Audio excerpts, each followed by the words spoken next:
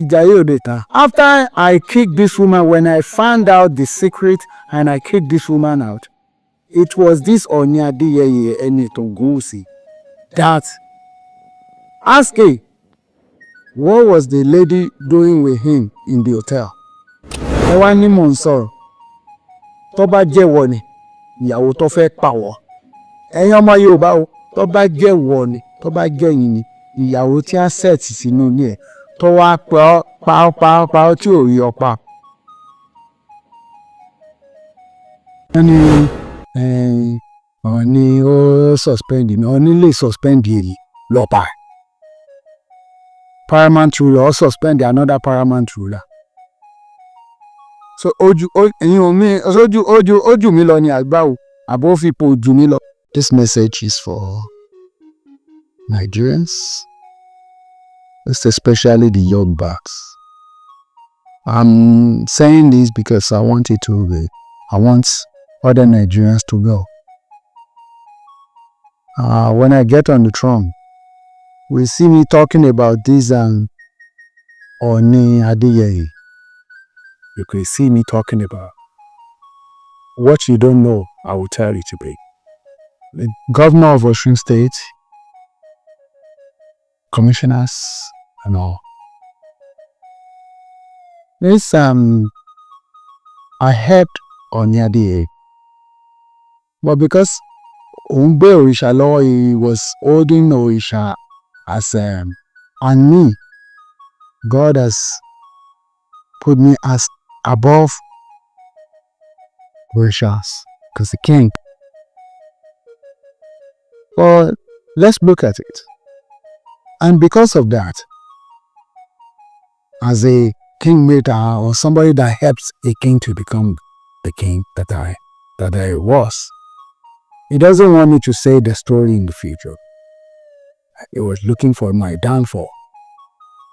And the next thing, they packaged a woman. It was a woman that was packaged for me, that I don't know her, from Canada. But it was packaged for me. It was a setup. After they set me up, they were talking to her in our own AI. She was in my house and they were talking to her and setting me up. Setting up with videos, setting up with many things. Ya video, you know, yara, you're my bimilerio. This wife will be this supposedly wife, an ex-wife. But it was death they sent into my house and they were communicating with her. She was there for over 3 years. She had a child, which I don't even know if it's my child now. I have to confirm that through DNA. Because they want her to kill me. She poisoned me 2 times. They set up assassination attempt. They did everything so that maybe the Orisha or the gods will kill me. But they failed. After I kicked this woman, when I found out the secret and I kicked this woman out, it was this Ooni Adeyeye Enitan Ogunwusi that asked him, what was the lady doing with him in the hotel? I won't mention the hotel, but when there's clarification, I will be mentioning. I'm also killing semi hotel papo. Lẹ́yìn ìgbà tó òun náà lọ balẹ̀ fún àtọmọ àtìyàwó ní Ooni Adeyeye Ogunwusi. Ẹ wá ní mò ń sọ̀rọ̀.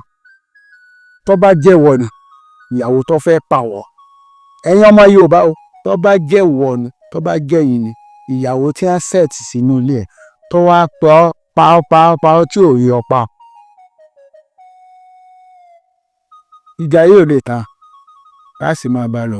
Èmi ò sì ṣe é pa. Ọba ṣògo títí òrìṣà Ṣàngó ò lè pè mí bàbá mi ní ìsà. Bàbá mi ní Ṣàngó. Bàbá ńlá mi. Ṣùgbọ́n ọmọ gbọ́dọ̀ ju bàbá náà lọ. Mo ti dọba lẹ́yìn. Ṣàngó ò lè pa mí. Ṣàngó is a criminal. Ògún ò lè pa mí. Ògún is a criminal. Àwọn bàbá ńlá wa ni, they are not criminals. So they won't be killing their children. Ògún àti Ṣàngó ìpààyàn. Kò dọ̀run ọba Olódùmarè nìkan ló mọ̀ gbàtẹ́yìn.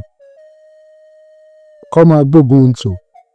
kó mọ̀ ṣe gbogbo ẹ̀ wọ́n ní Ọọ̀ni ó suspend mi Ọọ̀ni lè suspend èyí lọ́wọ́ paramount ruler ó suspend another paramount ruler so ojú mi lọ ni àgbáwo àbó fipò jù mí lọ yẹn bá sẹ́ẹ̀tì 1 2 3 ní Ọ̀ṣun kì í ṣe pé àwọn paramount rulers wọn ò kàn lè kó gbogbo wa sí number 1 àwọn tá a jẹ́ náà paramount rulers so kóńkálukú lọ mọ pé n tí ń bẹ lẹ́yìn ọ̀fà ó jòjì lọ lẹ́yìn bá ti ṣègbè sí mi lẹ́yìn nígbà ń ṣeun